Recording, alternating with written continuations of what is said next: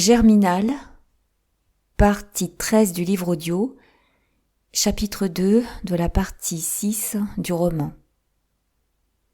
Depuis 2 jours, la neige tombait. Elle avait cessé le matin, une gelée intense glaçait l'immense nappe. Et ce pays noir, aux routes d'encre, aux murs et aux arbres poudrés des poussières de la houille, était tout blanc, d'une blancheur unique, à l'infini. Sous la neige, le coron des 240 gisait, comme disparu. Pas une fumée ne sortait des toitures. Les maisons sans feu, aussi froides que les pierres des chemins, ne fondaient pas l'épaisse couche des tuiles. Ce n'était plus qu'une carrière de dalles blanches, dans la plaine blanche, une vision de village mort, drapé de son linceul. Le long des rues, les patrouilles qui passaient avaient seules laissé le gâchis boueux de leur piétinement. Chez les Maheu, la dernière pelletée d'escarbilles était brûlée depuis la veille, et il ne fallait plus songer à la glane sur le terri par ce terrible temps lorsque les moineaux eux-mêmes ne trouvaient pas un brin d'herbe. Alzire, pour s'être entêtée, ses pauvres mains fouillant la neige, se mourait. La Maheude avait dû l'envelopper dans un lambeau de couverture en attendant le docteur Van der Hagen, chez qui elle était allée 2 fois déjà, sans pouvoir le rencontrer. La bonne venait cependant de promettre que monsieur passerait au coron avant la nuit, et la mère guettait, debout devant la fenêtre, tandis que la petite malade, qui avait voulu descendre, grelottait sur une chaise, avec l'illusion qu'il faisait meilleur là, près du fourneau refroidi. Le vieux Bonnemort, en face, les jambes reprises, semblait dormir. Ni Lénore ni Henri n'étaient rentrés, battant les routes en compagnie de Jeanlin pour demander des sous. Au travers de la pièce nue, Maheu seul marchait pesamment, butait à chaque tour contre le mur, de l'air stupide d'une bête qui ne voit plus sa cage. Le pétrole aussi était fini, mais le reflet de la neige, au dehors, restait si blanc qu'il éclairait vaguement la pièce, malgré la nuit tombée.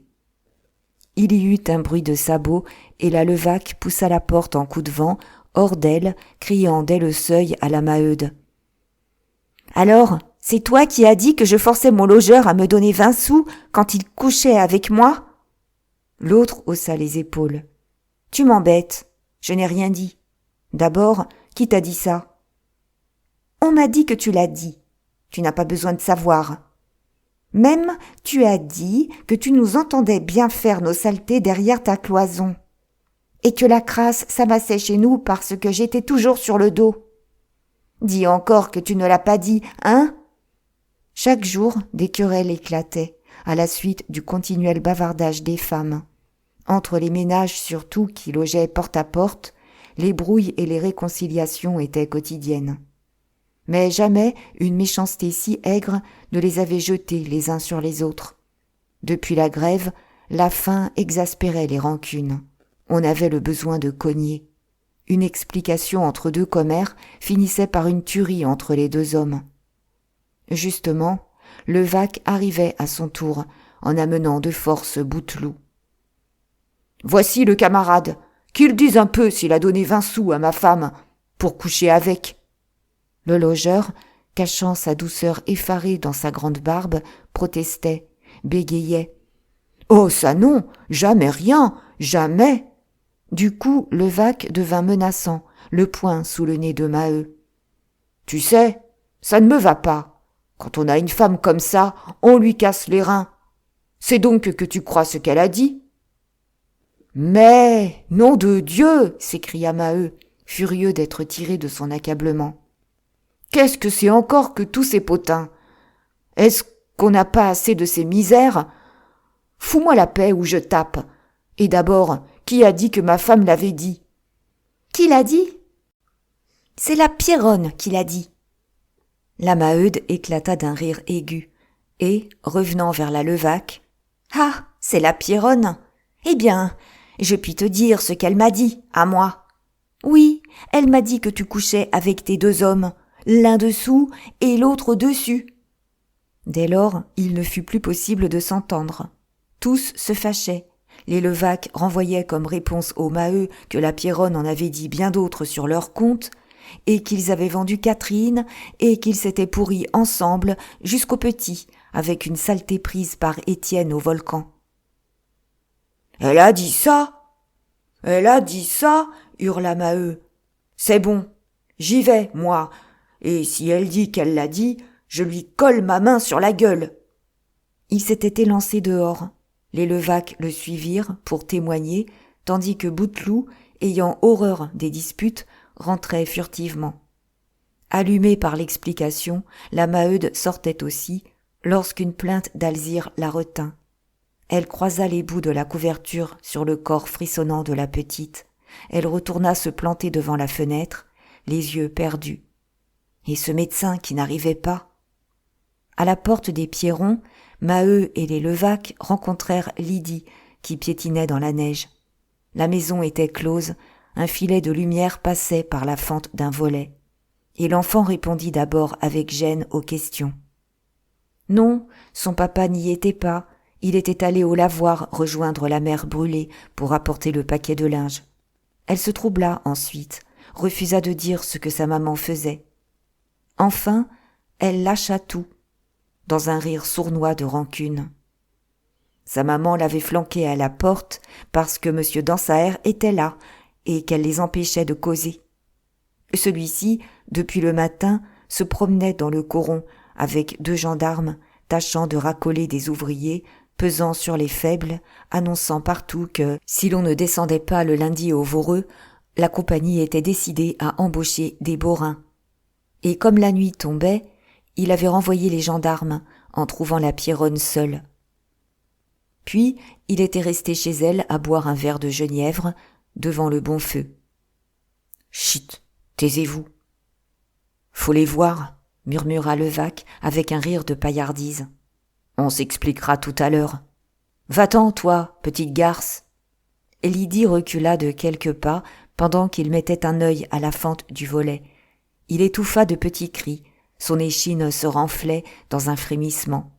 À son tour, la Levaque regarda, mais elle dit, comme prise de colique, que ça la dégoûtait.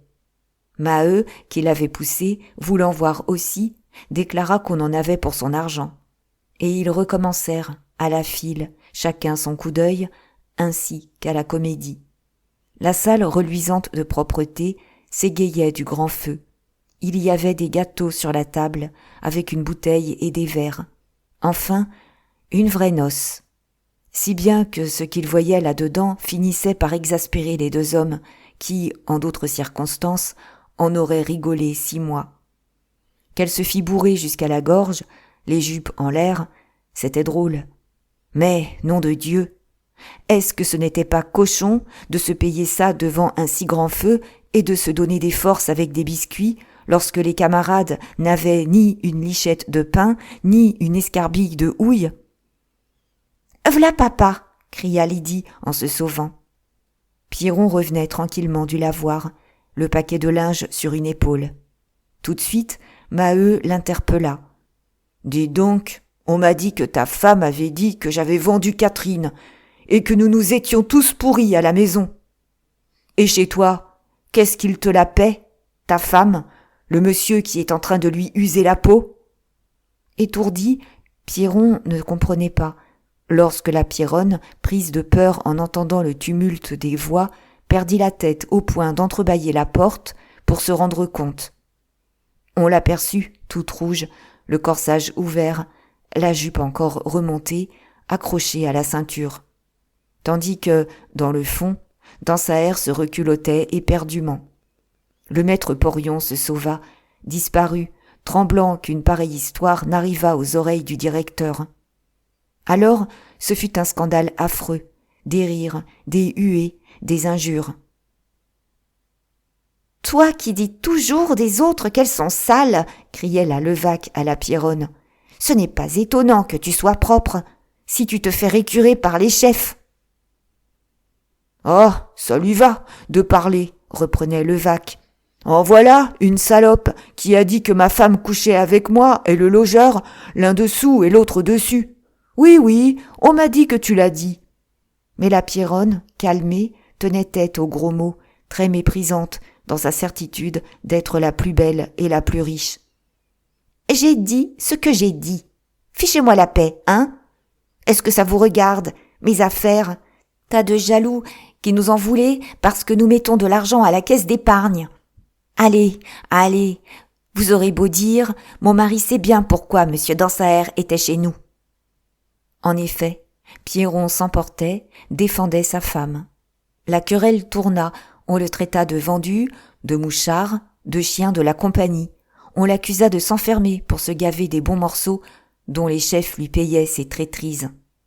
Lui répliquait, prétendait que Maheu lui avait glissé des menaces sous sa porte, un papier où se trouvaient 2 os de mort en croix, avec un poignard au-dessus.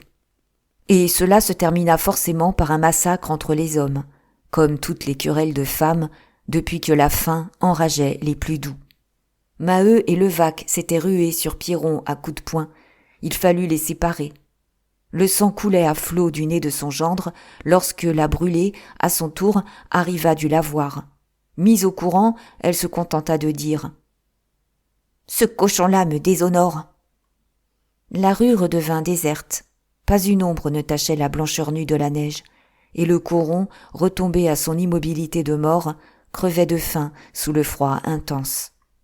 « Et le médecin ?» demanda Maheu en refermant la porte. « Pas venu, » répondit la Maheude, toujours debout devant la fenêtre. « Les petits sont rentrés ?»« Non, pas rentrés. » Maheu reprit sa marche lourde, d'un mur à l'autre, de son air de bœuf assommé. Raidi sur sa chaise, le père Bonnemort n'avait pas même levé la tête. Alzire non plus ne disait rien, tâchait de ne pas trembler pour leur éviter de la peine. Mais malgré son courage à souffrir, elle tremblait si fort par moments qu'on entendait contre la couverture le frisson de son maigre corps de fillette infirme. Pendant que, de ses grands yeux ouverts, elle regardait au plafond le pâle reflet des jardins tout blancs qui éclairaient la pièce d'une lueur de lune. C'était, maintenant, l'agonie dernière, la maison vidée, tombée au dénuement final. Les toiles des matelas avaient suivi la laine chez la brocanteuse. Puis les draps étaient partis, le linge, tout ce qui pouvait se vendre. Un soir, on avait vendu 2 sous un mouchoir du grand-père. Des larmes coulaient à chaque objet du pauvre ménage dont il fallait se séparer, et la mère se lamentait encore d'avoir emporté un jour, dans sa jupe, la boîte de carton rose, l'ancien cadeau de son homme, comme on emporterait un enfant pour s'en débarrasser sous une porte. Ils étaient nus, ils n'avaient plus à vendre que leur peau, si entamée, si compromise que personne n'en aurait donné un liard. Aussi ne prenaient-ils même pas la peine de chercher. Ils savaient qu'il n'y avait rien, que c'était la fin de tout, qu'ils ne devaient espérer ni une chandelle, ni un morceau de charbon, ni une pomme de terre. Et ils attendaient d'en mourir. Ils ne se fâchaient que pour les enfants, car cette cruauté inutile les révoltait, d'avoir fichu une maladie à la petite, avant de l'étrangler. « Enfin, le voilà !» dit la Maheude. Une forme noire passait devant la fenêtre. La porte s'ouvrit, mais ce n'était point le docteur Vanderhagen. Ils reconnurent le nouveau curé, l'abbé Ranvier, qui ne parut pas surpris de tomber dans cette maison morte, sans lumière, sans feu, sans pain. Déjà, il sortait de 3 autres maisons voisines, allant de famille en famille, racolant des hommes de bonne volonté, ainsi que Dansaert avec ses gendarmes. Et tout de suite, il expliqua de sa voix fiévreuse de sectaire. « Pourquoi n'êtes-vous pas venus à la messe dimanche, mes enfants ? Vous avez tort, l'Église seule peut vous sauver. Voyons, promettez-moi de venir dimanche prochain. » Maheu, après l'avoir regardé, s'était remis en marche, pesamment, sans une parole. Ce fut la Maheude qui répondit. « À la messe, monsieur le curé ? Pourquoi faire ? Est-ce que le bon Dieu ne se moque pas de nous ? Tenez, qu'est-ce que lui a fait ma petite, qui est là, à trembler la fièvre ? Nous n'avions pas assez de misère, n'est-ce pas ? Il fallait qu'il me la rendît malade. lorsque je ne puis seulement lui donner une tasse de tisane chaude ?» Alors, debout, le prêtre parla longuement. Il exploitait la grève, cette misère affreuse, cette rancune exaspérée de la faim, avec l'ardeur d'un missionnaire qui prêche des sauvages pour la gloire de sa religion. Il disait que l'Église était avec les pauvres, qu'elle ferait un jour triompher la justice en appelant la colère de Dieu sur les iniquités des riches. Et ce jour luirait bientôt, car les riches avaient pris la place de Dieu, en étaient arrivés à gouverner sans Dieu, dans leur vol impie du pouvoir. Mais si les ouvriers voulaient le juste partage des biens de la terre, ils devaient s'en remettre tout de suite aux mains des prêtres, comme à la mort de Jésus, les petits et les humbles s'étaient groupés autour des apôtres. Quelle force aurait le pape, de quelle armée disposerait le clergé lorsqu'il commanderait à la foule innombrable des travailleurs ? En une semaine, on purgerait le monde des méchants, on chasserait les maîtres indignes. Ce serait enfin le vrai règne de Dieu, chacun récompensé selon ses mérites, la loi du travail réglant le bonheur universel. La Maheude, qui l'écoutait, croyait entendre Étienne, aux veillées de l'automne, lorsqu'il leur annonçait la fin de leurs maux. Seulement, elle s'était toujours méfiée des soutanes. « C'est très bien, ce que vous racontez là, monsieur le curé, dit-elle. Mais c'est donc que vous ne vous accordez plus avec les bourgeois. Tous nos autres curés dînaient à la direction et nous menaçaient du diable dès que nous demandions du pain. » Il recommença, il parla du déplorable malentendu entre l'Église et le peuple. Maintenant, en phrases voilées, il frappait sur les curés des villes, sur les évêques, sur le haut clergé, repu de jouissance, gorgé de domination, pactisant avec la bourgeoisie libérale dans l'imbécilité de son aveuglement, sans voir que c'était cette bourgeoisie qui le dépossédait de l'empire du monde. La délivrance viendrait des prêtres de campagne. Tous se lèveraient pour établir le royaume du Christ, avec l'aide des misérables. Et il semblait être déjà à leur tête. Il redressait sa taille osseuse, en chef de bande, en révolutionnaire de l'Évangile, les yeux emplis d'une telle lumière qu'ils éclairaient la salle obscure. Cette ardente prédication l'emportait en paroles mystiques. Depuis longtemps, les pauvres gens ne le comprenaient plus. « Il n'y a pas besoin de tant de paroles, » grogna brusquement Maheu. « Vous auriez mieux fait de commencer par nous apporter un pain. »« Venez dimanche à la messe, » s'écria le prêtre. « Dieu pourvoira à tout. » Et il s'en alla. Il entra catéchiser les Levaque à leur tour, si haut dans son rêve du triomphe final de l'Église, ayant pour les faits un tel dédain qu'il courait ainsi les corons, sans aumône, les mains vides au travers de cette armée mourant de faim, en pauvre diable lui-même qui regardait la souffrance comme l'aiguillon du salut. Maheu marchait toujours. On n'entendait que cet ébranlement régulier dont les dalles tremblaient. Il y eut un bruit de poulie mangée de rouille. Le vieux Bonnemort cracha dans la cheminée froide. Puis la cadence des pas recommença. Alzire, assoupi par la fièvre, s'était mise à délirer à voix basse, riant, croyant qu'il faisait chaud et qu'elle jouait au soleil. « Sacré bon sort !» murmura la Maheude, après lui avoir touché les joues. « La voilà qui brûle à présent. Je n'attends plus ce cochon. Les brigands lui auront défendu de venir. » Elle parlait du docteur et de la compagnie. Pourtant, elle eut une exclamation de joie en voyant la porte s'ouvrir à nouveau. Mais ses bras retombèrent. Elle resta toute droite, le visage sombre. « Bonsoir », dit à demi-voix Étienne lorsqu'il eut soigneusement refermé la porte. Souvent, il arrivait ainsi, à la nuit noire.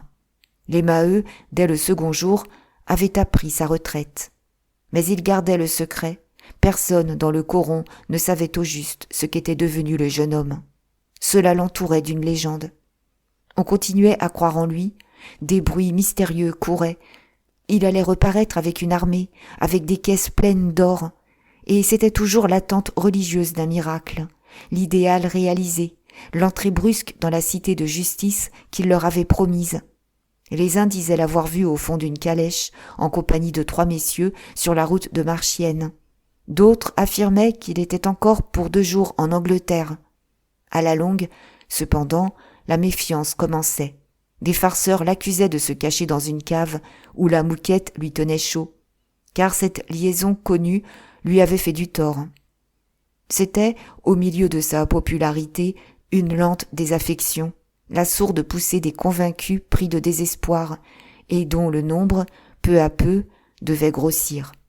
« Quel chien de temps !» ajouta-t-il. « Et vous, rien de nouveau ? Toujours de pire en pire ? On m'a dit que le petit Négrel était parti en Belgique chercher des bourrins.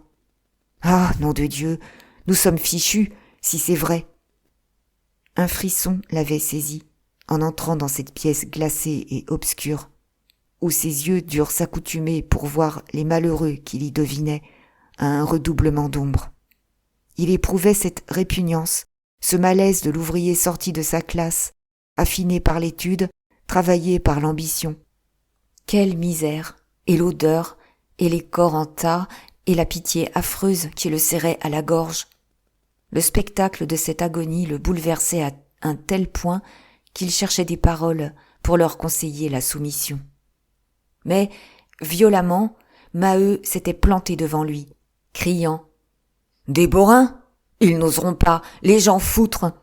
Qu'ils fassent donc entendre des bourrins, s'ils veulent que nous démolissions les fosses !» D'un air de gêne, Étienne expliqua qu'on ne pourrait pas bouger, que les soldats qui gardaient les fosses protégeraient la descente des ouvriers belges. Et Maheu serrait les poings, irrité surtout, comme il disait, d'avoir ses baïonnettes dans le dos. Alors, les charbonniers n'étaient plus les maîtres chez eux. On les traitait donc en galériens, pour les forcer au travail, le fusil chargé. Il aimait son puits. Ça lui faisait une grosse peine de n'y être pas descendu depuis 2 mois. Aussi voyait-il rouge à l'idée de cette injure de ces étrangers qu'on menaçait d'y introduire. Puis, le souvenir qu'on lui avait rendu son livret lui creva le cœur. « Je ne sais pas pourquoi je me fâche, » murmura-t-il. « Moi, je n'en suis plus de leur baraque.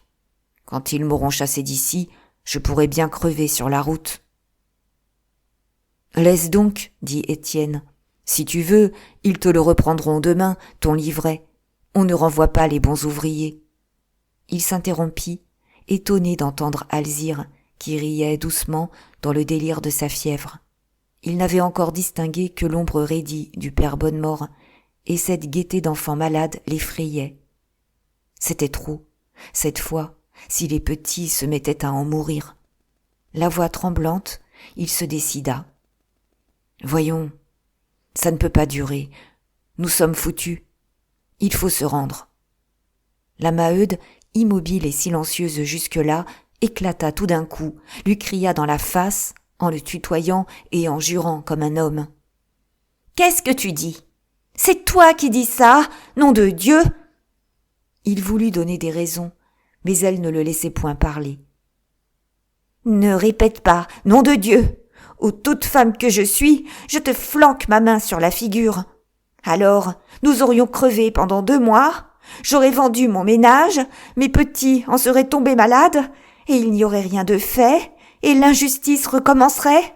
Ah, vois-tu, quand je songe à ça, le sang m'étouffe. Non, non, moi, je brûlerais tout, je tuerais tout maintenant, plutôt que de me rendre. » Elle désigna Maheu dans l'obscurité, d'un grand geste menaçant. « Écoute ça, si mon homme retourne à la fosse, c'est moi qui l'attendrai sur la route pour lui cracher au visage et le traiter de lâche. » Étienne ne la voyait pas, mais il sentait une chaleur, comme une haleine de bête aboyante, et il avait reculé, saisi devant cet enragement qui était son œuvre. Il la trouvait si changée qu'il ne la reconnaissait plus, de tant de sagesse autrefois, lui reprochant sa violence, disant qu'on ne doit souhaiter la mort de personne, puis, à cette heure, refusant d'entendre la raison, parlant de tuer le monde. Ce n'était plus lui, c'était elle qui causait politique, qui voulait balayer d'un coup les bourgeois, qui réclamaient la République et la guillotine pour débarrasser la terre de ces voleurs de riches, engraissés du travail des meurt-de-faim. Oui, de mes 10 doigts, je les écorcherai. En voilà assez, peut-être. Notre tour est venu, tu le disais toi-même. Quand je pense que le père, le grand-père, le père du grand-père, tous ceux d'auparavant ont souffert ce que nous souffrons, et que nos fils, les fils de nos fils le souffriront encore, ça me rend folle. Je prendrai un couteau. L'autre jour, nous n'en avons pas fait assez. Nous aurions dû foutre Montsou par terre jusqu'à la dernière brique. Et tu ne sais pas. Je n'ai qu'un regret. C'est de n'avoir pas laissé le vieux étrangler la fille de la Piolaine. On laisse bien la faim étrangler mes petits, à moi. Ces paroles tombaient comme des coups de hache dans la nuit. L'horizon fermé n'avait pas voulu s'ouvrir. L'idéal impossible tournait en poison au fond de ce crâne fêlé par la douleur. Vous m'avez mal compris, put encore dire Étienne, qui battait en retraite. On devrait arriver à une entente avec la compagnie. Je sais que les puits souffrent beaucoup. Sans doute elle consentirait à un arrangement. « Non, rien du tout !» hurla-t-elle. Justement, Lénore et Henri, qui rentraient, arrivaient les mains vides. Un monsieur leur avait bien donné 2 sous, mais comme la sœur allongeait toujours des coups de pied au petit frère, les 2 sous étaient tombés dans la neige. Et Jeanlin s'étant mis à les chercher avec eux, on ne les avait plus retrouvés.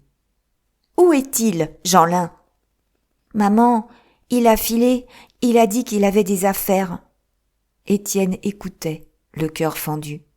Jadis, elle menaçait de les tuer s'ils tendaient jamais la main. Aujourd'hui, elle les envoyait elle-même sur les routes. Elle parlait d'y aller tous, les 10 000 charbonniers de Montsou, prenant le bâton et la besace des vieux pauvres, battant le pays épouvanté. Alors, l'angoisse grandit encore, dans la pièce noire. Les mioches rentraient avec la faim. Ils voulaient manger. Pourquoi ne mangeait-on pas ? Et ils grognèrent, se traînèrent, finirent par écraser les pieds de leur sœur mourante, qui eut un gémissement. Hors d'elle, la mère les gifla au hasard des ténèbres. Puis, comme ils criaient plus fort en demandant du pain, elle fondit en larmes, tomba assise sur le carreau, les saisit d'une seule étreinte, eux et la petite infirme. Et, longuement, ses pleurs coulèrent dans une détente nerveuse qui la laissait molle, anéantie, bégayant à 20 reprises la même phrase, appelant la mort. « Mon Dieu, pourquoi ne nous prenez-vous pas ? Mon Dieu, prenez-nous par pitié, pour en finir. » Le grand-père gardait son immobilité de vieil arbre tordu sous la pluie et le vent, tandis que le père marchait de la cheminée au buffet sans tourner la tête. Mais la porte s'ouvrit, et cette fois, c'était le docteur Vanderhagen. « Diable, dit-il, la chandelle ne vous abîmera pas la vue. Dépêchons, je suis pressé. » Ainsi qu'à l'ordinaire, il grondait, éreinté de besogne. Il avait heureusement des allumettes. Le père dut en enflammer 6, une à une, et les tenir pour qu'il pût examiner la malade. Déballée de sa couverture, elle grelottait sous cette lueur vacillante, d'une maigreur d'oiseau agonisant dans la neige, si chétive qu'on ne voyait plus que sa bosse. Elle souriait pourtant, d'un sourire égaré de moribonde, les yeux très grands, tandis que ses pauvres mains se crispaient sur sa poitrine creuse. Et comme la mère, suffoquée, demandait si c'était raisonnable de prendre, avant elle, la seule enfant qui l'aidât au ménage, si intelligente, si douce, le docteur se fâcha. « Tiens, la voilà qui passe. Elle est morte de faim, ta sacrée gamine. Et elle n'est pas la seule. J'en ai vu une autre à côté. Vous m'appelez, tous, je n'y peux rien. C'est de la viande qu'il faut pour vous guérir. » Maheu, les doigts brûlés, avait lâché l'allumette. Et les ténèbres retombèrent sur le petit cadavre encore chaud. Le médecin était reparti en courant. Étienne n'entendait plus, dans la pièce noire, que les sanglots de la Maheude, qui répétait son appel de mort, cette lamentation lugubre et sans fin. « Mon Dieu, c'est mon tour, prenez-moi. Mon Dieu, prenez mon homme, prenez les autres, par pitié, pour en finir. » Chapitre 3. Ce dimanche-là, dès 8 heures, Souvarine resta seule dans la salle de l'avantage à sa place accoutumée, la tête contre le mur. Plus un charbonnier ne savait où prendre les dessous d'une chope, jamais les débits n'avaient eu moins de clients. Aussi, madame Rasseneur, immobile au comptoir, gardait-elle un silence irrité, pendant que Rasseneur, debout, devant la cheminée de fonte, semblait suivre, d'un air réfléchi, la fumée rousse du charbon. Brusquement, dans cette paix lourde des pièces trop chauffées, 3 petits coups secs tapés contre une vitre de la fenêtre firent tourner la tête à Souvarine. Il se leva, il avait reconnu le signal dont plusieurs fois déjà Étienne s'était servi pour l'appeler lorsqu'il le voyait du dehors fumant sa cigarette, assis à une table vide. Mais, avant que le machineur eût gagné la porte, Rasseneur l'avait ouverte, et, reconnaissant l'homme qui était là, dans la clarté de la fenêtre, il lui disait « Est-ce que tu as peur que je ne te vende ? Vous serez mieux pour causer ici que sur la route. » Étienne entra. Madame Rasseneur lui offrit poliment une chope, qu'il refusa d'un geste. Le cabaretier ajoutait « Il y a longtemps que j'ai deviné où tu te caches. Si j'étais un mouchard, comme tes amis le disent, je t'aurais depuis 8 jours envoyé les gendarmes. » « Tu n'as pas besoin de te défendre, » répondit le jeune homme. « Je sais que tu n'as jamais mangé de ce pain-là. On peut ne pas avoir les mêmes idées et s'estimer tout de même. » Et le silence régna de nouveau. Souvarine avait repris sa chaise, le dos à la muraille, les yeux perdus sur la fumée de sa cigarette. Mais ses doigts fébriles étaient agités d'une inquiétude. Il les promenait le long de ses genoux, cherchant le poil tiède de Pologne, absente ce soir-là. Et c'était un malaise inconscient, une chose qui lui manquait, sans qu'il sût au juste laquelle. Assis de l'autre côté de la table, Étienne dit enfin « C'est demain que le travail reprend au Voreux. Les Belges sont arrivés avec le petit Négrel. »« Oui, on les a débarqués à la nuit tombée, » murmura Rasseneur, resté debout. « Pourvu qu'on ne se tue pas encore. » Puis, haussant la voix, « Non, vois-tu, je ne veux pas recommencer à nous disputer. Seulement ça finira par du vilain, si vous vous entêtez davantage. Tiens, votre histoire est tout à fait celle de ton international. J'ai rencontré Pluchart avant-hier à Lille, où j'avais des affaires. Ça se détraque, sa machine, paraît-il. » Il donna des détails. L'association, après avoir conquis les ouvriers du monde entier, dans un élan de propagande, dont la bourgeoisie frissonnait encore, était maintenant dévorée, détruite un peu chaque jour, par la bataille intérieure des vanités et des ambitions. Depuis que les anarchistes y triomphaient, chassant les évolutionnistes de la première heure, tout craquait, le but primitif, la réforme du salariat, se noyait au milieu du tiraillement des sectes, les cadres savants se désorganisaient dans la haine de la discipline. Et déjà, l'on pouvait prévoir l'avortement final de cette levée en masse, qui avait menacé un instant d'emporter d'une haleine la vieille société pourrie. « Pluchart en est malade », poursuivit Rasseneur. « Avec ça, il n'a plus de voix du tout. Pourtant, il parle quand même. Il veut aller parler à Paris. Et il m'a répété à 3 reprises que notre grève était fichue. » Étienne, les yeux à terre, le laissait tout dire, sans l'interrompre. La veille, il avait causé avec des camarades. Il sentait passer sur lui des souffles de rancune et de soupçon, ces premiers souffles de l'impopularité qui annoncent la défaite. Et il demeurait sombre, il ne voulait pas avouer son abattement en face d'un homme qui lui avait prédit que la foule le huerait à son tour, le jour où elle aurait à se venger d'un mécompte. « Sans doute la grève est fichue. Je le sais aussi bien que Pluchart, reprit-il. Mais c'était prévu, ça. Nous l'avons accepté à contre-cœur, cette grève. Nous ne comptions pas en finir avec la compagnie. Seulement, on se grise, on se met à espérer des choses, et quand ça tourne mal, on oublie qu'on devait s'y attendre. On se lamente et on se dispute comme devant une catastrophe tombée du ciel. »« Alors, demanda Rasseneur, si tu crois la partie perdue, pourquoi ne fais-tu pas entendre raison aux camarades ?» Le jeune homme le regarda fixement. « Écoute, en voilà assez. Tu as tes idées, j'ai les miennes. Je suis entré chez toi pour te montrer que je t'estime quand même. Mais je pense toujours que, si nous crevons à la peine, Nos carcasses d'affamés serviront plus la cause du peuple que toute ta politique d'homme sage.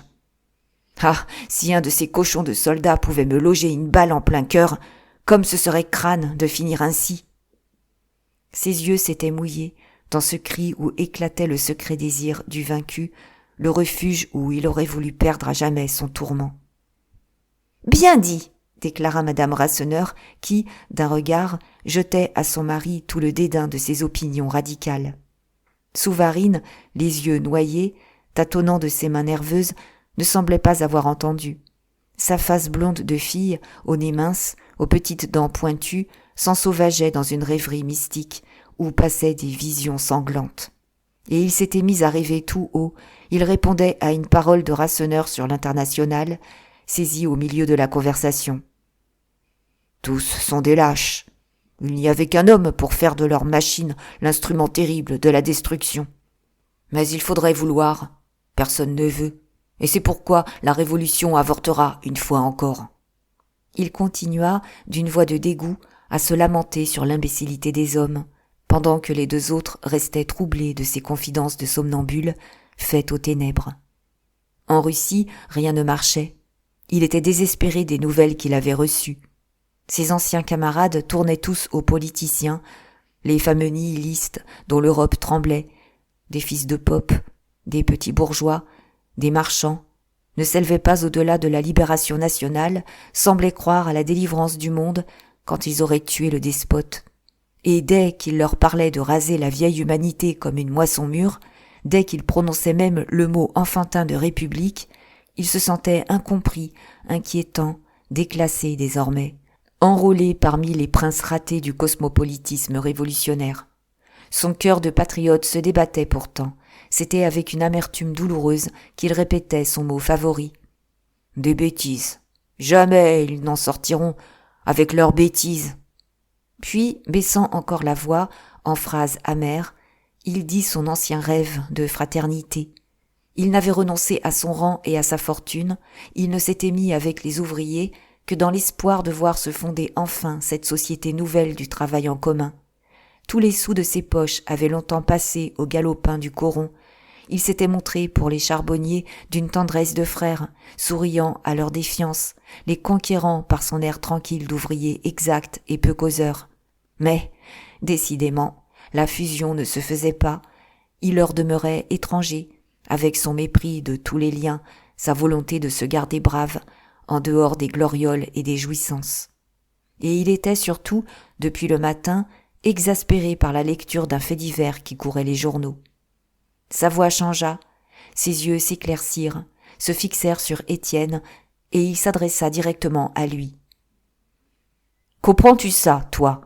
Ces ouvriers chapeliers de Marseille qui ont gagné le gros lot de 100 000 francs et qui, tout de suite, ont acheté de la rente en déclarant qu'ils allaient vivre sans rien faire.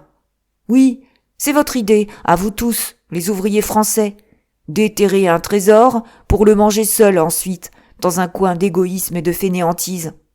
Vous avez beau crier contre les riches, le courage vous manque de rendre aux pauvres l'argent que la fortune vous envoie. Jamais vous ne serez digne du bonheur tant que vous aurez quelque chose à vous et que votre haine des bourgeois viendra uniquement de votre besoin enragé d'être des bourgeois à leur place. » Rasseneur éclata de rire. L'idée que les deux ouvriers de Marseille auraient dû renoncer au gros lot lui semblait stupide. Mais Souvarine blêmissait. Son visage décomposé devenait effrayant dans une de ces colères religieuses qui exterminent les peuples. Il cria « Vous serez tous fauchés, culbutés, jetés à la pourriture. Il naîtra, celui qui anéantira votre race de poltrons et de jouisseurs. Et tenez, vous voyez mes mains. Si mes mains le pouvaient, elles prendraient la terre comme ça. Elles la secoueraient jusqu'à la casser en miettes pour que vous restiez tous sous les décombres. » « Bien dit, » répéta madame Rasseneur de son air poli et convaincu. Il se fit encore un silence.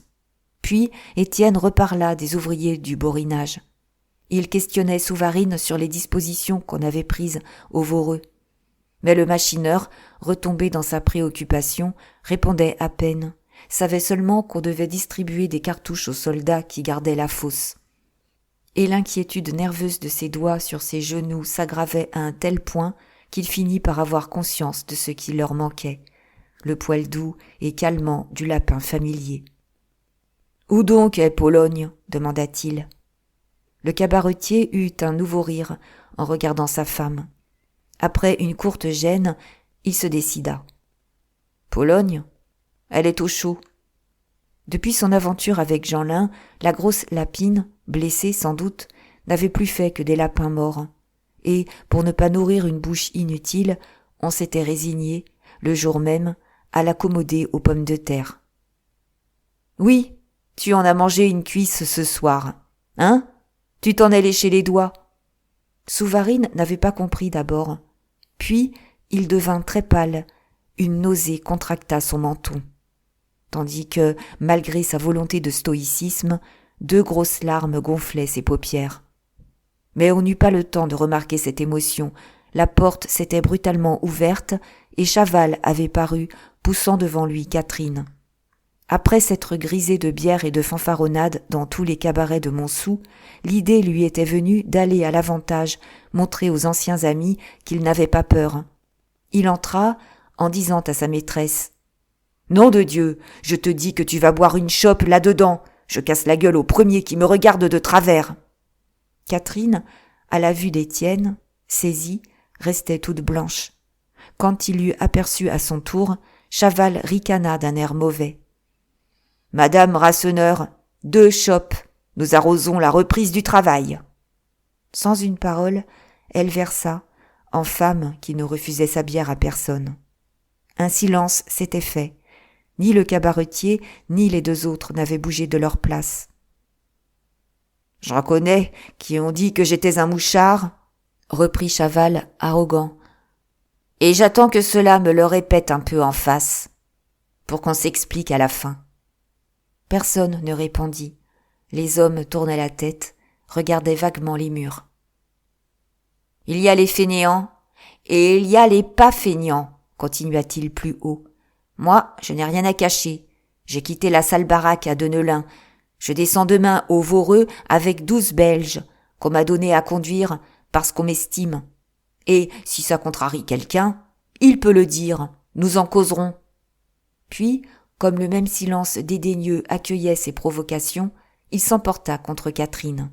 « Veux-tu boire, nom de Dieu ? Trinque avec moi à la crevaison de tous les salauds qui refusent de travailler. » Elle trinqua, mais d'une main si tremblante qu'on entendit le tintement léger des 2 verres. Lui, maintenant, avait tiré de sa poche une poignée de monnaie blanche qu'il étalait par une ostentation d'ivrogne en disant que c'était avec sa sueur qu'on gagnait ça et qu'il défiait les feignants de montrer 10 sous. L'attitude des camarades l'exaspérait. Il en arriva aux insultes directes. « Alors, c'est la nuit que les taupes sortent ? Il faut que les gendarmes dorment pour qu'on rencontre les brigands. » Étienne s'était levé, très calme, résolu. « Écoute, tu m'embêtes. Oui, tu es un mouchard, ton argent pue encore quelque traîtrise, et ça me dégoûte de toucher à ta peau de vendu. N'importe, je suis ton homme. Il y a assez longtemps que l'un des 2 doit manger l'autre. » Chaval serra les poings. « Allons donc, il faut en dire pour t'échauffer, bougre de lâche. Toi, tout seul, je veux bien. Et tu vas me payer les cochonneries qu'on m'a faites. » Les bras suppliants, Catherine s'avançait entre eux, mais ils n'eurent pas la peine de la repousser. Elle sentit la nécessité de la bataille. Elle recula d'elle-même, lentement. Debout contre le mur, elle demeura muette, si paralysée d'angoisse qu'elle ne frissonnait plus, les yeux grands ouverts sur ces 2 hommes qui allaient se tuer pour elle. Madame Rasseneur, simplement, enlevait les chopes de son comptoir, de peur qu'elles ne fussent cassées. Puis elle se rassit sur la banquette, sans témoigner de curiosité malséante. On ne pouvait pourtant laisser 2 anciens camarades s'égorger ainsi. Rasseneur s'entêtait à intervenir, et il fallut que Souvarine le prit par une épaule, le ramena près de la table, en disant « Ça ne te regarde pas. Il y en a un de trop, c'est au plus fort de vivre. » Déjà, sans attendre l'attaque, Chaval lançait dans le vide ses poings fermés. Il était le plus grand, dégingandé, visant à la figure par de furieux coups de taille, des deux bras, l'un après l'autre, comme s'il eût manœuvré une paire de sabres. Et il causait toujours, il posait pour la galerie, avec des bordées d'injures qui l'excitaient. « Ah, sacré Marlou, j'aurai ton nez, c'est ton nez que je veux me foutre quelque part. Donne donc ta gueule, miroir à putain, que j'en fasse de la bouillie pour les cochons, et nous verrons après si les garces de femmes courent après toi. » Muet, les dents serrées, Étienne se ramassait dans sa petite taille, jouant le jeu correct, la poitrine et la face couvertes de ses deux poings. Et il guettait, il les détendait avec une raideur de ressort, en terribles coups de pointe. D'abord, ils ne se firent pas grand mal. Les moulinets tapageurs de l'un, la tente froide de l'autre, prolongeaient la lutte. Une chaise fut renversée, leurs gros souliers écrasaient le sable blanc semé sur les dalles. Mais ils s'essoufflèrent à la longue.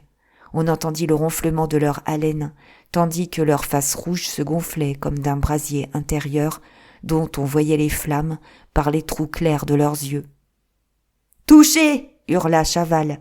« À tout sur ta carcasse !» En effet, son poing, pareil à un fléau lancé de biais, avait labouré l'épaule de son adversaire. Celui-ci retint un grognement de douleur. Il n'y eut qu'un bruit mou, la sourde meurtrissure des muscles, et il répondit par un coup droit en pleine poitrine, qui aurait défoncé l'autre s'il ne s'était garé dans ses continuels sauts de chèvre. Pourtant, le coup l'atteignit au flanc gauche, si rudement encore qu'il chancela, la respiration coupée. Une rage le prit de sentir ses bras mollir dans la souffrance, et il rua comme une bête. Il visa le ventre pour le crever du talon. « Tiens, à tes tripes !» bégaya-t-il de sa voix étranglée. « Faut que je les dévide au soleil !»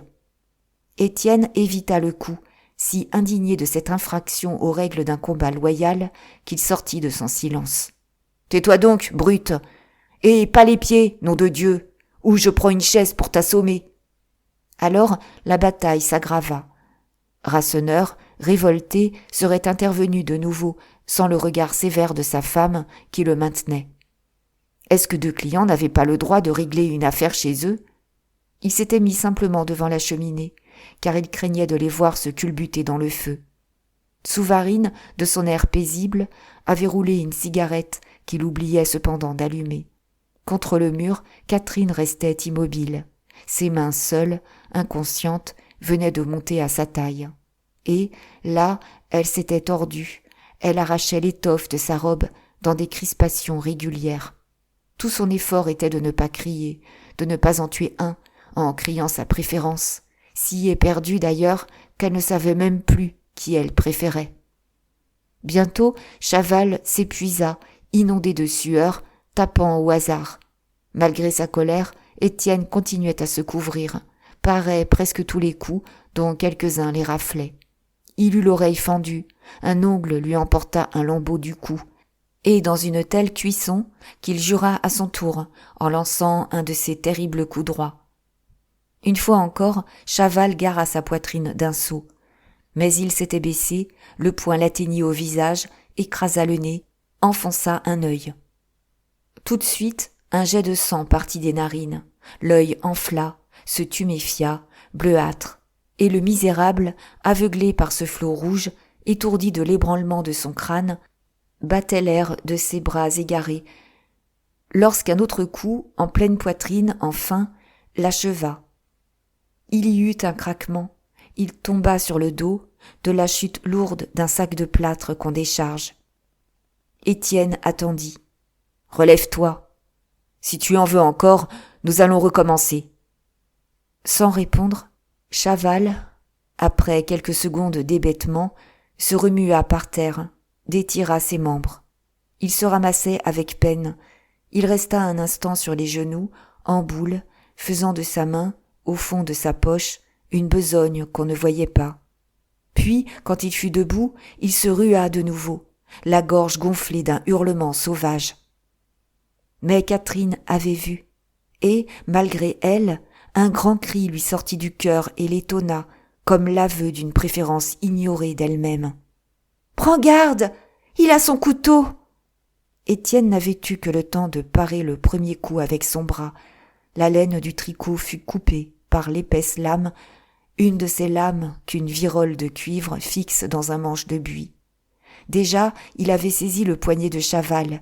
Une lutte effrayante s'engagea, lui se sentant perdu s'il lâchait, l'autre donnant des secousses pour se dégager et frapper. L'arme s'abaissait peu à peu. Leurs membres raidis se fatiguaient. 2 fois, Étienne eut la sensation froide de l'acier contre sa peau. Et il dut faire un effort suprême. Il broya le poignet dans une telle étreinte que le couteau glissa de la main ouverte. Tous deux s'étaient jetés par terre. Ce fut lui qui le ramassa, qui le brandit à son tour. Il tenait Chaval renversé sur son genou. Il menaçait de lui ouvrir la gorge. « Ah ! Nom de Dieu, de traître ! Tu vas y passer !» Une voix abominable, en lui, l'assourdissait. Cela montait de ses entrailles, battait dans sa tête à coups de marteau, une brusque folie du meurtre, un besoin de goûter au sang. Jamais la crise ne l'avait secoué ainsi. Pourtant, il n'était pas ivre. Et il luttait contre le mal héréditaire avec le frisson désespéré d'un furieux d'amour qui se débat au bord du viol. Il finit par se vaincre. Il lança le couteau derrière lui, en balbutiant d'une voix rauque. « Relève-toi, va-t'en !» Cette fois, Rasseneur s'était précipité, mais sans trop oser se risquer entre eux dans la crainte d'attraper un mauvais coup. Il ne voulait pas qu'on s'assassinât chez lui. Il se fâchait si fort que sa femme, toute droite au comptoir, lui faisait remarquer qu'il criait toujours trop tôt. Souvarine, qui avait failli recevoir le couteau dans les jambes, se décidait à allumer sa cigarette. C'était donc fini. Catherine regardait encore, stupide devant les 2 hommes, vivants l'un et l'autre. « Va-t'en !» répéta Étienne. « Va-t'en ou je t'achève !» Chaval se releva, essuya d'un revers de main le sang qui continuait à lui couler du nez, et, la mâchoire barbouillée de rouge, l'œil meurtri, il s'en alla en traînant les jambes, dans la rage de sa défaite. Machinalement, Catherine le suivit. Alors, il se redressa, sa haine éclata en un flot d'ordures. « Ah non, puisque c'est lui que tu veux, couche avec lui, sale rosse, et ne refous pas les pieds chez moi si tu tiens à ta peau. » Il fit claquer violemment la porte. Un grand silence régna dans la salle tiède où l'on entendit le petit ronflement de la houille. Par terre, il ne restait que la chaise renversée et qu'une pluie de sang dont le sable des dalles buvait les gouttes. Chapitre 4. Quand ils furent sortis de chez Rasseneur, Étienne et Catherine marchèrent en silence. Le dégel commençait, un dégel froid et lent qui salissait la neige sans la fondre. Dans le ciel livide, on devinait la lune pleine, derrière de grands nuages, des haillons noirs qu'un vent de tempête roulait furieusement, très haut. Et, sur la terre, aucune haleine ne soufflait, on n'entendait que l'égouttement des toitures d'où tombaient des paquets blancs d'une chute molle. Étienne, embarrassé de cette femme qu'on lui donnait, ne trouvait rien à dire, dans son malaise. L'idée de la prendre et de la cacher avec lui à Réquillart lui semblait absurde. Il avait voulu la conduire au coron chez ses parents, mais elle s'y était refusée, d'un air de terreur. Non, tout plutôt que de se remettre à leur charge, après les avoir quittés si vilainement. Et ni l'un ni l'autre ne parlaient plus. Ils piétinaient au hasard, par les chemins qui se changeaient en fleuves de boue. D'abord, ils étaient descendus vers le Voreux, puis ils tournèrent à droite. Ils passèrent entre le terri et le canal. « Il faut pourtant que tu couches quelque part, dit-il enfin. Moi, si j'avais seulement une chambre, je t'emmènerais bien. » Mais un accès de timidité singulière l'interrompit. Leur passé lui revenait, leurs gros désirs d'autrefois, et les délicatesses et les hontes qui les avaient empêchés d'aller ensemble. Est-ce qu'il voulait toujours d'elle, pour se sentir si troublé, peu à peu chauffé au cœur d'une envie nouvelle?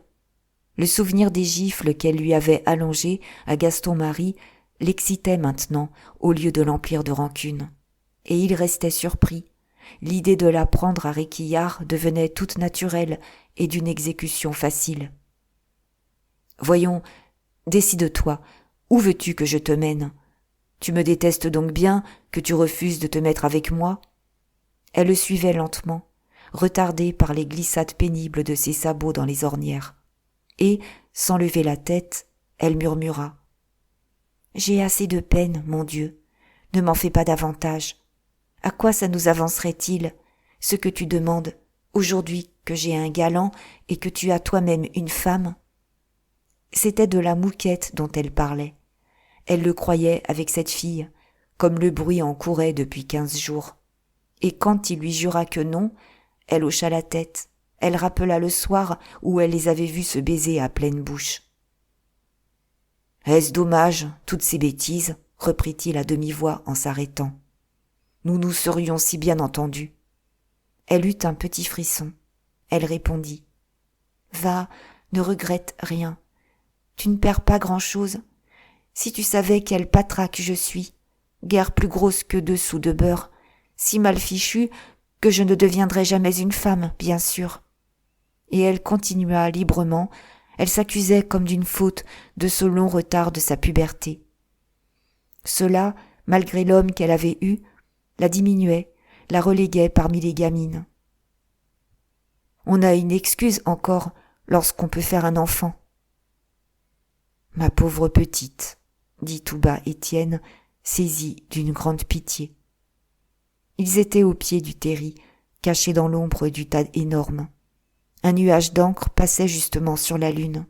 Ils ne distinguaient même plus leur visage, et leur souffle se mêlait, leurs lèvres se cherchaient, pour ce baiser dont le désir les avait tourmentés pendant des mois.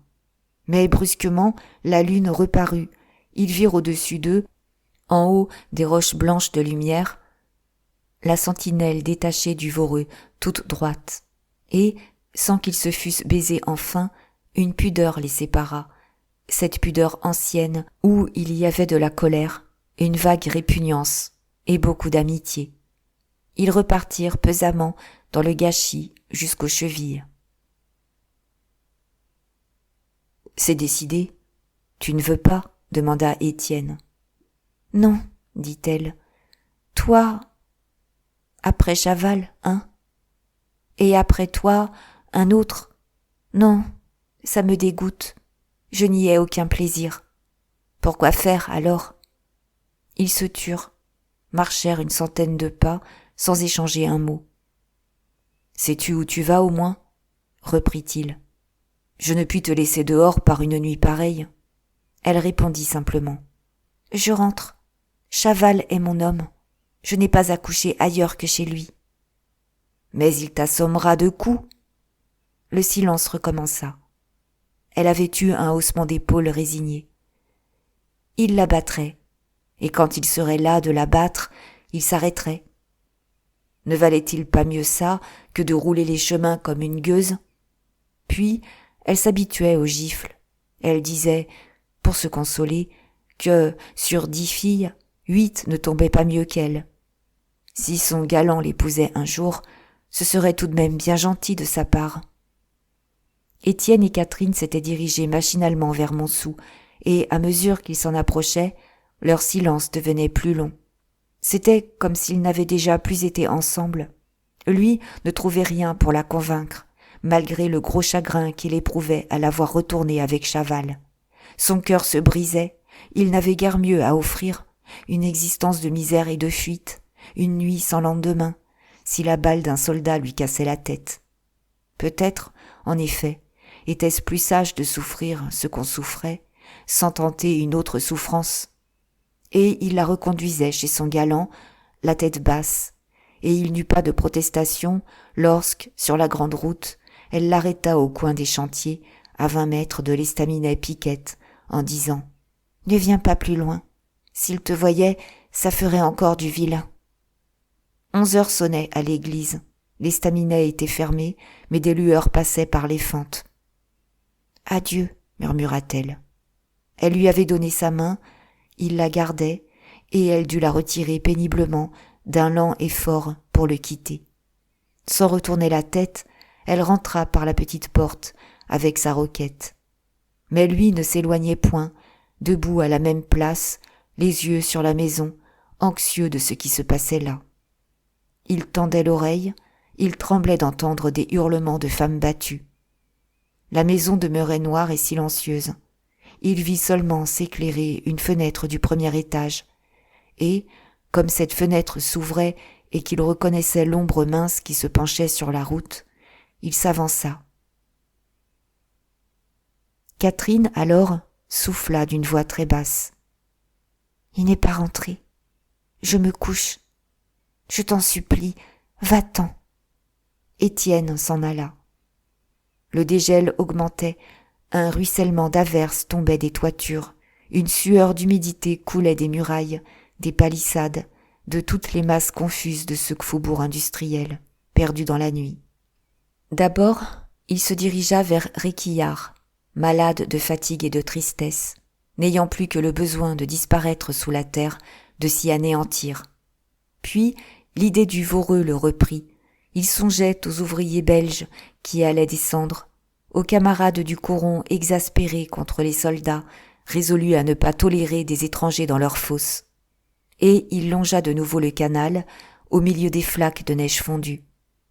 Comme il se retrouvait près du terri, la lune se montra très claire.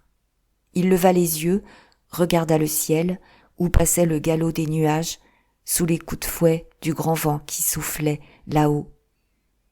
Mais il blanchissait, il s'effiloquait, plus mince, d'une transparence brouillée d'eau trouble sur la face de la lune. Et il se succédait si rapide que l'astre, voilé par moments, reparaissait sans cesse dans sa limpidité. Le regard empli de cette clarté pure, Étienne baissait la tête, lorsqu'un spectacle, au sommet du terri, l'arrêta. La sentinelle, raidie par le froid, s'y promenait maintenant, faisant 25 pas tournés vers Marchienne, puis revenait tourner vers Montsou. On voyait la flamme blanche de la baïonnette, au-dessus de cette silhouette noire qui se découpait nettement dans la pâleur du ciel. Et ce qui intéressait le jeune homme, c'était, derrière la cabane où s'abritait Bonnemort pendant les nuits de tempête, une ombre mouvante, une bête rampante et aux aguets, qu'il reconnut tout de suite pour Jeanlin, à son échine de fou, longue et désossée.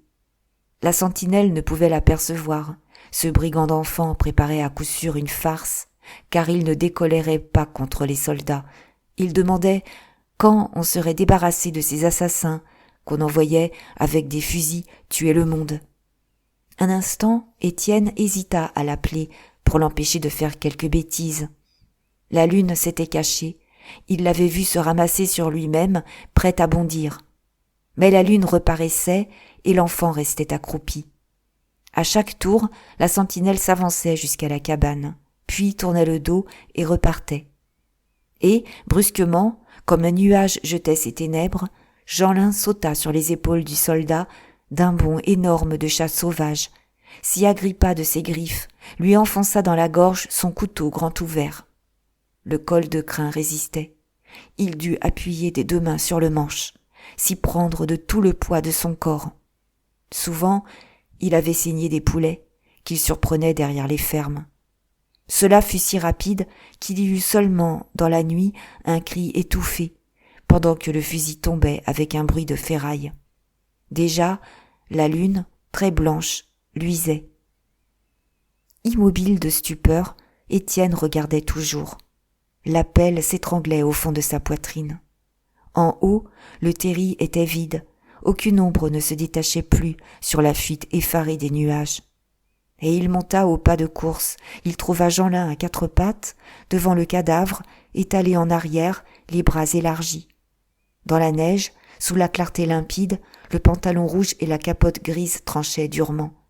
Pas une goutte de sang n'avait coulé, le couteau était encore dans la gorge, jusqu'au manche. D'un coup de poing, irraisonné, furieux, il abattit l'enfant près du corps. « Pourquoi as-tu fait ça ?» bégayait-il, éperdu. Jeanlin se ramassa, se traîna sur les mains avec le renflement félin de sa maigre échine. Et ses larges oreilles, ses yeux verts, ses mâchoires saillantes frémissaient et flambaient dans la secousse de son mauvais coup. « Nom de Dieu, pourquoi as-tu fait ça ?»« Je ne sais pas. j'en avais envie. » Il se buta à cette réponse. Depuis 3 jours, il en avait envie. Ça le tourmentait, la tête lui en faisait du mal, là, derrière les oreilles, tellement il y pensait. Est-ce qu'on avait à se gêner avec ces cochons de soldats qui embêtaient les charbonniers chez eux? Des discours violents dans la forêt, des cris de dévastation et de mort hurlés au travers des fosses, 5 ou 6 mots lui étaient restés, qu'il répétait en gamin jouant à la Révolution.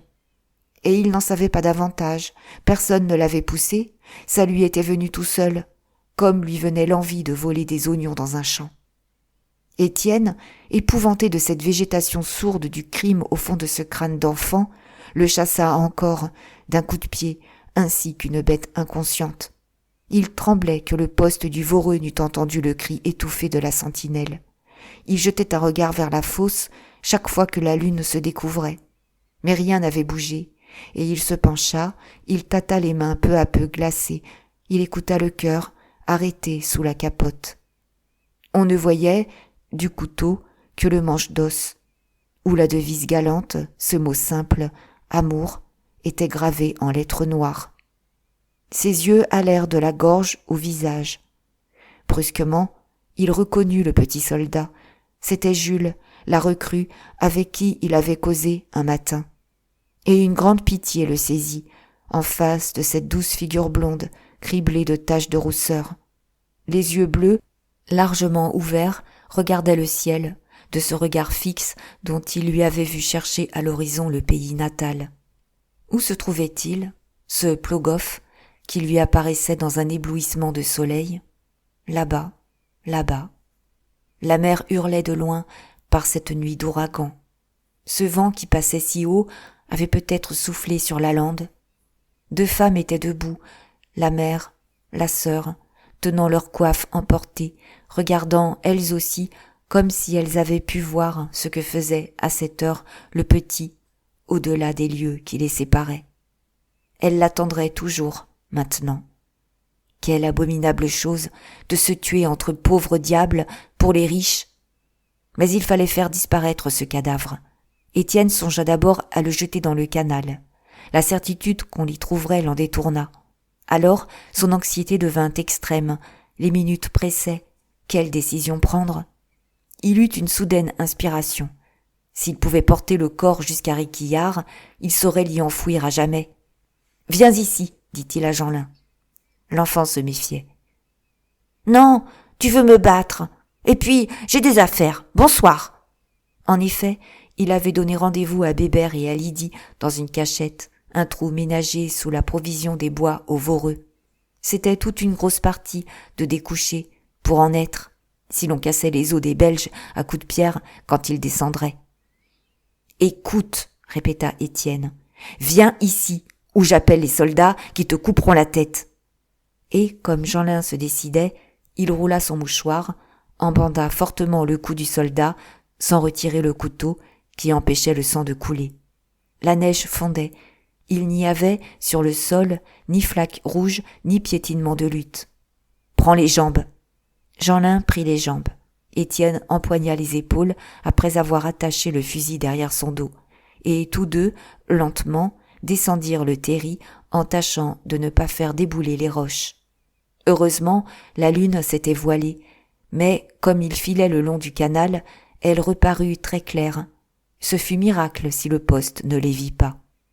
Silencieux, il se hâtait, gêné par le ballottement du cadavre, obligé de le poser à terre tous les 100 mètres.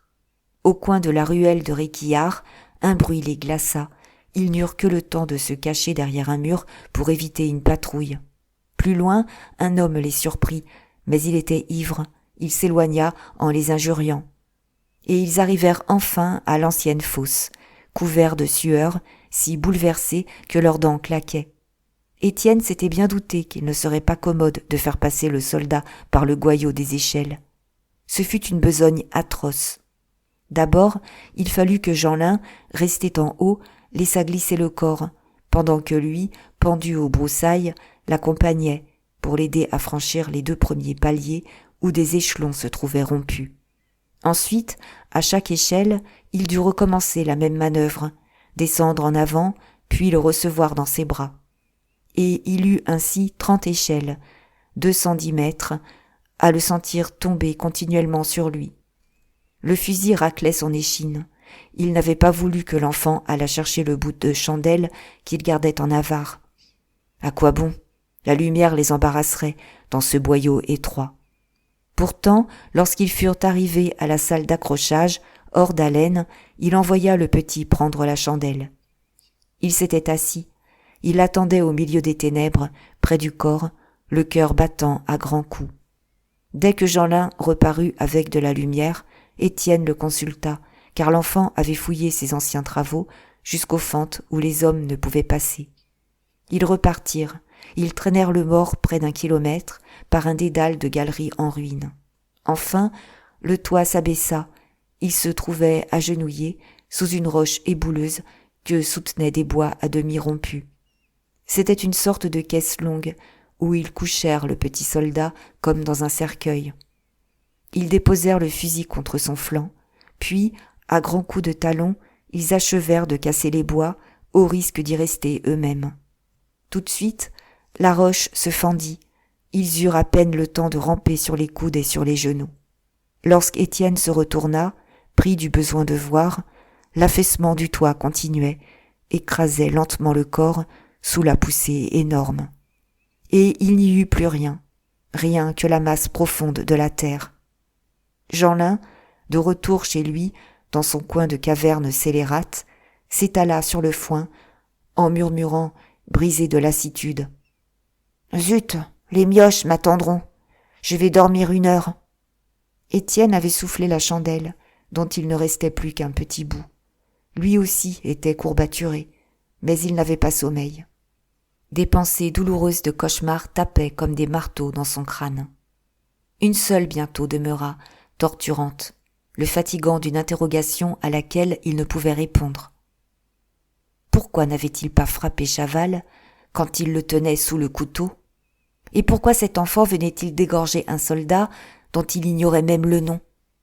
Cela bousculait ses croyances révolutionnaires, le courage de tuer, le droit de tuer. Était-ce donc qu'il fût lâche?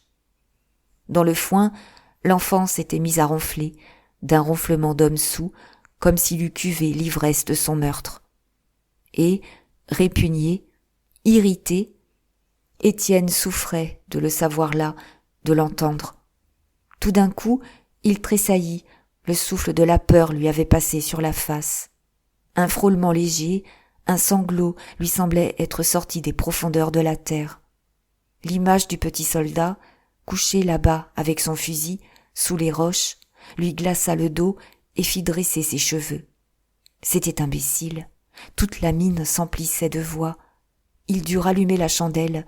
Il ne se calma qu'en revoyant le vide des galeries à cette clarté pâle.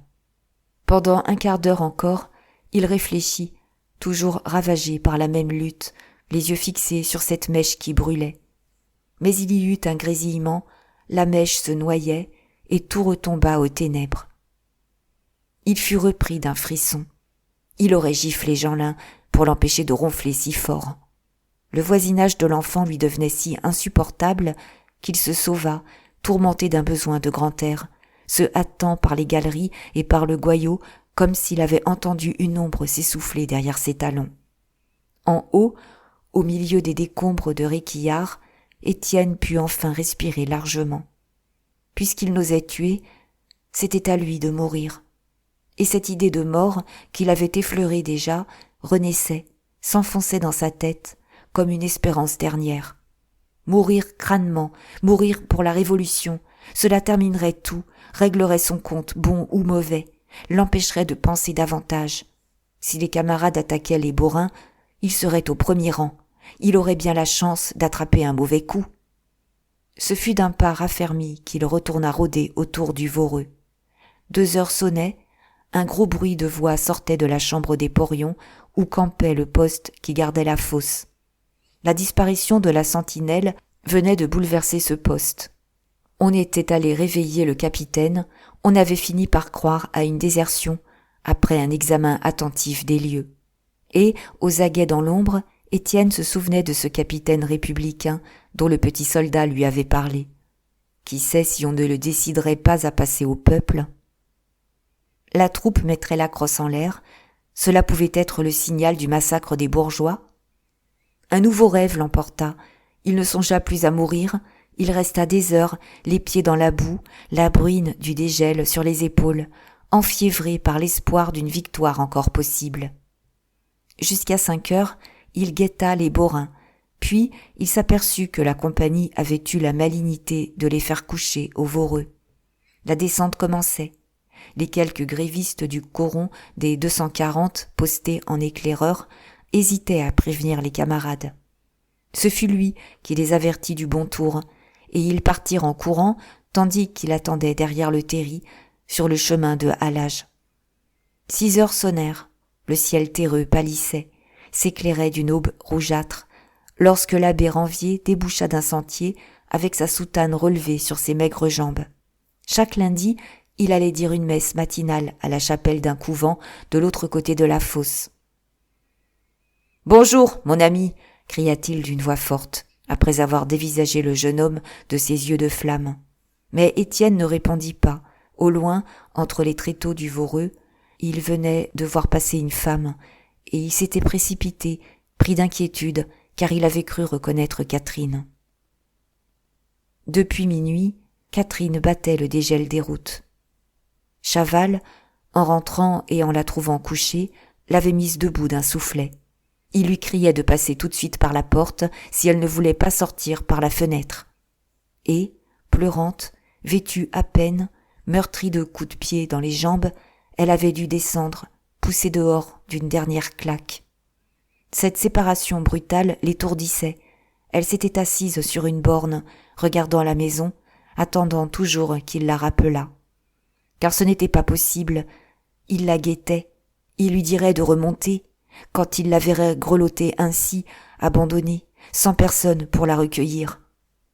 Puis, au bout de 2 heures, elle se décida, mourant de froid, dans cette immobilité de chien jeté à la rue. Elle sortit de Montsou, revint sur ses pas, n'osa ni appeler du trottoir, ni taper à la porte. Enfin, elle s'en alla par le pavé, sur la grande route droite, avec l'idée de se rendre au coron chez ses parents. Mais quand elle y fut, une telle honte la saisit qu'elle galopa le long des jardins dans la crainte d'être reconnue de quelqu'un, malgré le lourd sommeil appesanti derrière les persiennes closes. Et, dès lors, elle vagabonda, effarée au moindre bruit, tremblante d'être ramassée et conduite, comme une gueuse, à cette maison publique de Marchiennes, dont la menace la hantait d'un cauchemar depuis des mois. 2 fois, elle buta contre le Voreux, s'effraya des grosses voix du poste, courut essoufflée avec des regards en arrière pour voir si on ne la poursuivait pas. La ruelle de Réquillart était toujours pleine d'hommes saoux. Elle y retournait pourtant, dans l'espoir vague d'y rencontrer celui qu'elle avait repoussé quelques heures plus tôt. Chaval, ce matin-là, devait descendre, et cette pensée ramena Catherine vers la fosse, bien qu'elle sentît l'inutilité de lui parler. C'était fini entre eux. On ne travaillait plus à Jean-Bart. Il avait juré de l'étrangler si elle reprenait du travail au Voreux, où il craignait d'être compromis par elle. Alors, que faire? Partir ailleurs? Crever la faim? Céder sous les coups de tous les hommes qui passeraient? Elle se traînait, chancelait au milieu des ornières, les jambes rompues, crottées jusqu'à l'échine. Le dégel roulait maintenant par les chemins en fleuve de fange. Elle s'y noyait, marchant toujours, n'osant chercher une pierre où s'asseoir. Le jour parut.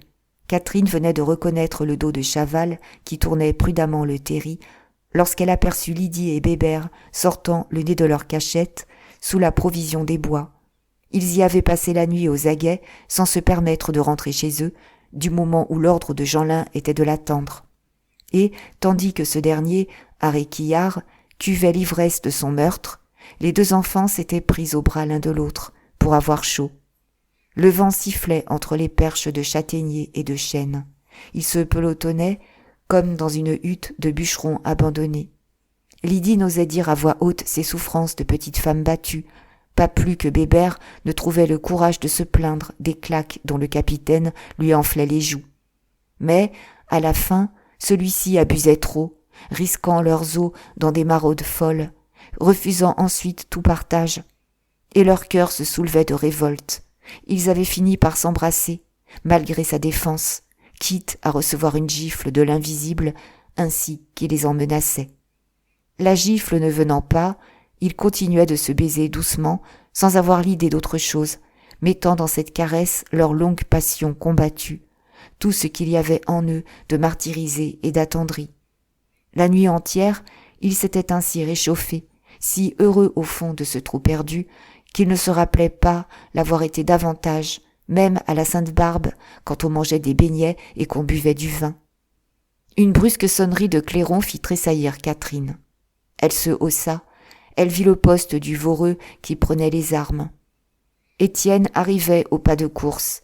Bébert et Lydie avaient sauté d'un bond hors de la cachette, et, là-bas, sous le jour grandissant, une bande d'hommes et de femmes descendait du coron, avec de grands gestes de colère.